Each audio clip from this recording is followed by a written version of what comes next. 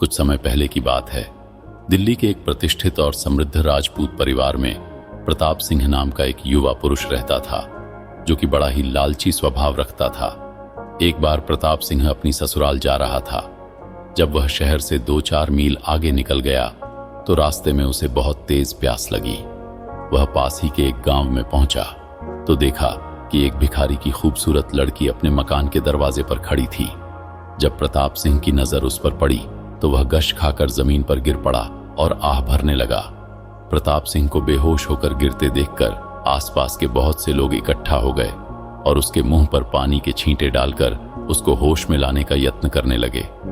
थोड़ी देर बाद जब प्रताप सिंह को होश आया तब लोगों ने पूछा, ठाकुर साहब, आपको यह क्या हो गया था? लोगों की बात सुनकर उसने कहा, वह स्त्री कहां चली गई जो कुछ देर पहले उस मकान के दरवाजे पर खड़ी थी। प्रताप सिंह की यह बात सुनकर वहां उपस्थित लोगों ने समझ लिया कि यह व्यक्ति इस भिखारी की लड़की का आशिक हो गया है। ये बात जानकर लोग उसे समझाने लगे, ठाकुर साहब, अब जरा होश में आओ। आप राजपूत हैं और वह नीची जात की है। आपको उसे दिल नहीं लगाना चाहिए क्योंकि यह हुस्नो जवानी 4 दिन की मेहमान है। लोगों की बात सुनकर आह भरते हुए प्रताप सिंह बोला, मुझे दीन ईमान से कुछ काम नहीं है। जब तक यह चांद से मुखड़े वाली मेरे साथ ब्याही ना जाएगी तब तक मैं अपना जीना मुश्किल समझता हूं। आप लोग मेहरबानी करके इस रूपसी के माँ बाप से कह दो कि एक बेचारा मुसीबत का मारा उनकी बेटी के नयन बाणों से घायल होकर तड़प रहा है। या तो उसके साथ वे अपनी बेटी की शादी कर दें, नहीं तो वह उनके दरवाजे पर सिर पटक पटक कर मर जाएगा। प्रताप सिंह की बातें सुनकर 2-4 आदमियों ने जाकर सारा हाल उस भिखारी से कहा। वह बेचारा उसी समय प्रताप सिंह के पास आया और बोला, ठाकुर साहब, जरा सोच समझ कर बात करें, क्योंकि आप तो जात के राजपूत हैं और मैं भिखारी हूं। आपके साथ मेरी बेटी की शादी किस तरह हो सकती है? और यदि आप मेरी बेटी से शादी करेंगे तो आपको फायदा क्या होगा? क्योंकि हमारा पेशा तो इधर उधर घूमने का है, और अगर आप मेरी लड़की से शादी करेंगे तो आपको भी यही काम करना पड़ेगा। फिर आप अपने जात बिरादरी में किसी काम के ना रहेंगे। बेचारे भिखारी ने प्रताप सिंह को हर तरह से ऊंच नीच की बातें समझाई, लेकिन प्रताप सिंह की समझ में कुछ भी नहीं आया। आखिरकार मजबूर होकर उस भिखारी ने अपनी लड़की का ब्याह प्रताप सिंह के साथ कर दिया। विवाह के बाद प्रताप सिंह और भिखारी की लड़की में इतना प्रेम बढ़ा कि प्रताप सिंह को उस लड़की के सिवा दुनिया में कुछ भी नजर नहीं आता था। इसी तरह ऐशो आराम करते जिंदगी के कुछ दिन गुजर गए। एक दिन प्रताप सिंह को अपने घर की याद आई। वह अपनी पत्नी से कहने लगा, अब तो मेरा दिल अपने घर जाने को चाहता है।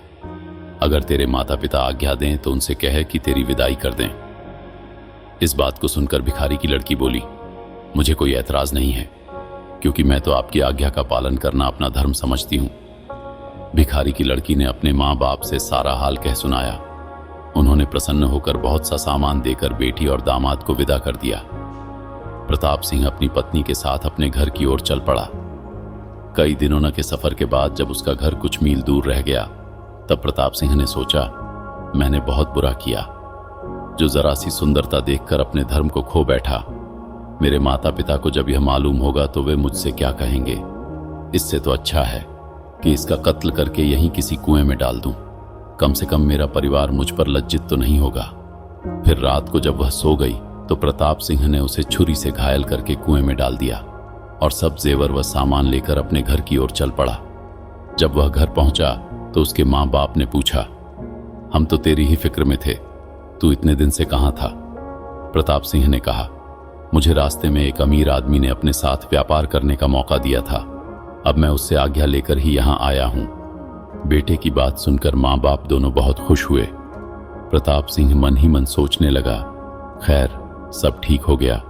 लेकिन जब प्रताप सिंह ने अपनी पत्नी को घायल कर कुएं में डाल दिया था तब ईश्वर की कृपा से पानी की ठंडक पाकर उसकी पत्नी को होश आ गया और उसने कुएं की जंजीर पकड़ ली। इत्तेफाक से एक पथिक पानी पीने के लिए वहां आ गया। उसने जैसे ही कुएं में डोल डाला वैसे ही उस स्त्री ने वह डोल पकड़ लिया और चिल्लाई, बचाओ, रक्षा करो। पथिक ने कुएं में नीचे देखा, एक घायल स्त्री डोल पकड़े हुए हैं। उसने उससे पूछा, आप कौन हैं? वह स्त्री बोली, भाई साहब, मैं मुसीबत की मरी अबला हूं, मुझे इस कुएं से निकालकर तुम मेरी जान बचाओ। यह सुनकर उस पथिक ने औरत को कुएं से निकाला और पूछा, आप कौन हैं और आपका यह हाल कैसे हुआ? उस औरत ने बताया, मैं और मेरा पति अपने घर जा रहे थे। अचानक डाकुओं ने हमें घेर कर हमारा माल सामान लूट लिया तथा मुझे घायल करके इस कुएं में डाल गए। यह सब सुनकर पथिक को उस पर बड़ी दया आई। उसने रास्ते की कई विपत्तियां सहकर उसको उसके माँ बाप के पास पहुंचा दिया। माँ बाप ने जब अपनी भूखी प्यासी घायल लड़की को देखा तो बेहद परेशान हुए और बेटी को सीने से लगाकर पूछा, बेटी, तेरा यह हाल कैसे हुआ? हमें बता। उस पतिव्रता स्त्री ने अपने पति के कुकर्म को छुपाकर अपने माँ बाप से कहा, रास्ते में डाकुओं ने हमला करके हमारा सारा माल लूट लिया और मुझे जख्मी करके कुएं में डालकर भाग गए। मेरे पति का क्या हुआ मुझे मालूम नहीं। यह बात सुनकर उसके बाप ने समझाया, बेटी, ईश्वर को याद कर उसे धन्यवाद दे जिसने तेरी जान बचाई। वही तेरे पति को भी तुझसे मिला देगा। थोड़े ही दिनों में भगवान की कृपा से वह बंजार बिल्कुल भली चंगी हो गई। कुछ समय बाद जब प्रताप सिंह को वापस आए हुए 2-4 महीने हो गए और वह सारा माल बेचकर खा गया, खर्चे की तंगी होने लगी तो वह सोचने लगा कि पैसे तो खत्म हो गए, अब उस भिखारी के पास चलना चाहिए और उससे कहना चाहिए कि तुम्हारी बेटी के लड़का हुआ है तो यह शुभ समाचार सुनकर वह कुछ रुपया पैसा अवश्य ही देगा। यह सोचकर वह अपनी ससुराल पहुंच गया तो उसने देखा कि झोपड़ी के बाहर भिखारी की वही लड़की अर्थात उसकी पत्नी चारपाई पर बैठी है। जब उसकी पत्नी की नजर उस पर पड़ी और दोनों की आंखें मिली तो प्रताप का चेहरा पीला पड़ गया। वह डर के मारे कांप उठा और सोचने लगा, यह तो बहुत बुरा हुआ जो मैं यहां आ गया, अब तो इसका बाप मुझे जिंदा नहीं छोड़ेगा।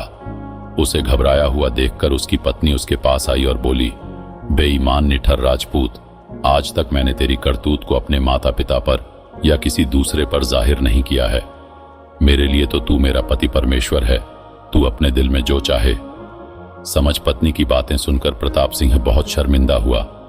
वह अपनी पत्नी से कहने लगा, जो कुछ हुआ है उसके लिए मुझे माफ कर दे। भिखारी की लड़की ने कहा, अच्छा पहले भीतर चलो। उसकी बात मानकर जब प्रताप सिंह अंदर आया तो सास ससुर ने उसे सीने से लगा लिया। कहने लगे, धन्य है परमात्मा जिसने इतने दिनों के बाद तेरी सूरत दिखाई। उन्होंने प्रताप से और भी बहुत सी बातें की और उसका बड़ा आदर सम्मान किया।